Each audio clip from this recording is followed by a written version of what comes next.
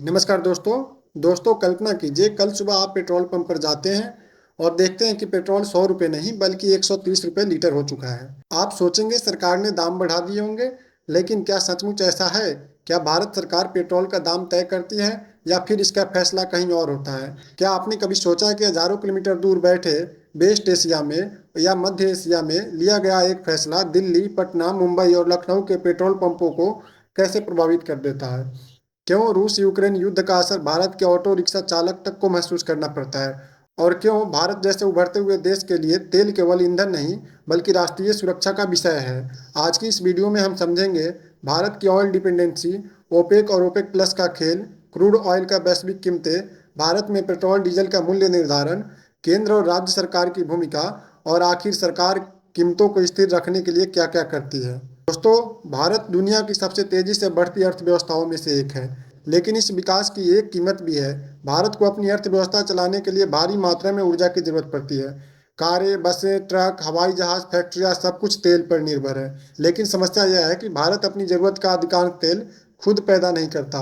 आज भारत अपनी कुल कच्चे तेल की जरूरत का लगभग 85% से अधिक आयात करता है, यानी हर 100 बैरल में से लगभग 85 बैरल विदेशों से आते हैं। और यही भारत की सबसे बड़ी रणनीतिक कमजोरी है, क्योंकि जैसे ही वैश्विक बाजार में तेल महंगा होता है, उसका सीधा असर भारत के लिए या भारत के आयात बिल और आम नागरिक की जेब पर पड़ता है। जब भी तेल की बात होती है, एक नाम बार बार सामने आता है, ओपेक। ओपेक का मतलब होता है organization of the petroleum exporting country, यानी तेल निर्यातक देशों का संगठन। इसकी स्थापना 1960 में हुई थी और आज इसमें Saudi Arab, Iran, Iraq, Kuwait, UAE, Algeria, Libya, Nigeria, Venezuela सहित कई प्रमुख तेल उत्पादक देश भी शामिल हैं। लेकिन ओपेक की ताकत केवल उसके सदस्यों में नहीं बल्कि उसके तेल भंडार में है।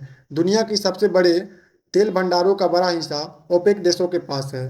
इसलिए जब ओपेक उत्पादन घटाता है तो पूरी दुनिया में तेल की कीमतें बढ़ने लगती है, और जब उत्पादन बढ़ाता है तो कीमतें नीचे आने लगती है। समय के साथ साथ ओपेक को महसूस हुआ कि अकेले बाजार को नियंत्रित करना मुश्किल है। इसलिए रूस जैसे बड़े उत्पादकों को साथ लेकर एक नया समूह बनाया गया, ओपेक प्लस। इसमें ओपेक देशों के अलावा रूस, कजाकिस्तान, ओमान, अजरबैजान और अन्य प्रमुख उत्पादक देश शामिल हैं।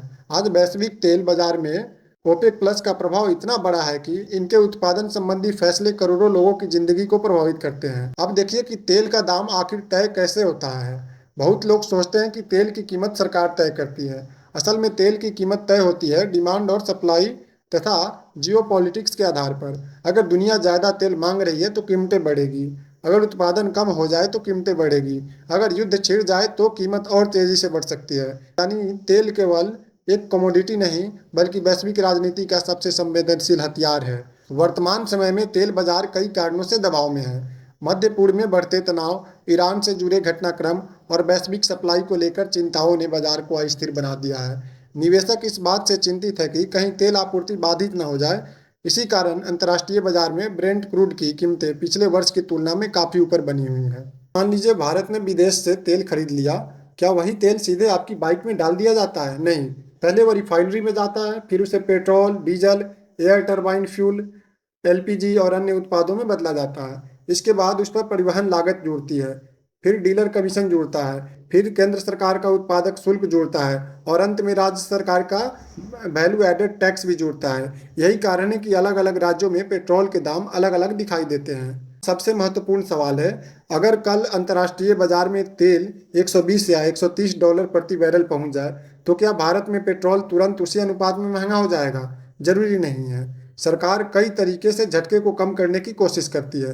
कभी एक्साइज ड्यूटी कम करके तो कभी तेल कंपनियों पर दबाव डाला जाता है, कभी सस्ते स्रोतों से तेल खरीदने की रणनीति अपनाई जाती है। रूस से खरीदी गई तेल इसका सबसे बड़ा उदाहरण। अब भविष्य के रणनीति को समझते हैं कि भारत समझता है कि हमेशा आयातित तेल पर निर्भर रहना जोखिम भरा है। इसलिए सरकार ethanol blending, electric vehicle, solar energy और ग्रीन हाइड्रोजन जैसे विकल्पों पर तेजी से काम कर रही है। उद्देश्य साफ है, भारत की ऊर्जा सुरक्षा को मजबूत बनाना।